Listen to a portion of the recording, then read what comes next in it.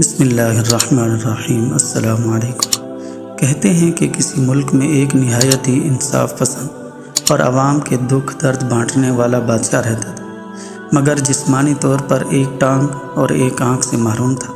ایک دن بادشاہ نے اپنی مملکت کے ماہر مصوروں کو اپنی تصویر بنوانے کے لیے بلوا لیا، اور وہ بھی اس شرط پر کہ تصویر میں اس کے یہ عیب دکھائی نہیں دیں گے۔ سارے کے سارے مصوروں نے یہ تصویر بنانے سے انکار کر دیا، اور وہ بھلا بادشاہ کی 2 آنکھوں والی تصویر بناتے بھی کیسے، جب بادشاہ تھا ہی 1 آنکھ والا؟ اور وہ کیسے اسے 2 ٹانگوں پر کھڑا ہوا دکھاتے جبکہ وہ 1 ٹانگ سے بھی معذور تھا؟ لیکن اس اجتماعی انکار میں ایک نہایت ہی ہوشیار مصور نے کہا، بادشاہ سلامت، میں بناؤں گا آپ کی تصویر۔ اور جب تصویر تیار ہوئی تو اپنی خوبصورتی میں ایک مثال اور شاہکار تھی۔ وہ کیسے؟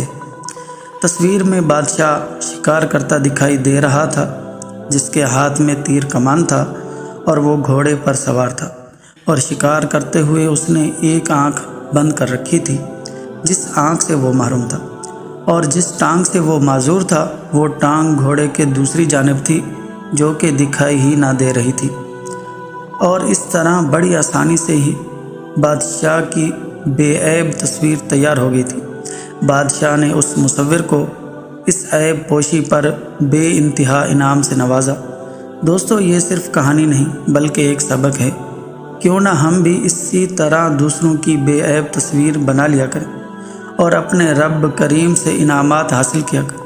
آج اس نفسا نفسی کے دور میں ہر ایک دوسرے کے عیب اچھالنے میں مصروف ہے، حالانکہ ہمارے اندر بھی بے شمار عیب موجود ہیں۔ آج ہم دوسرے مسلمانوں کے عیوب پر پردہ ڈالیں گے تو کل انشاءاللہ رب کریم ہمارے عیوب سے درگزر فرمائے گا۔ تو آج سے کوشش کریں دوسروں کے عیوب کو چھپایا کریں، خواہ ان کے عیب کتنے ہی واضح ہی نظر آ رہے ہوں، اور جب بھی لوگوں کی تصویر دوسروں کے سامنے پیش کیا کریں ان کے عیبوں کی پردہ پوشی کریں گے، کیونکہ انبیاء کے علاوہ کوئی شخص بھی عیبوں سے خالی نہیں ہوتا۔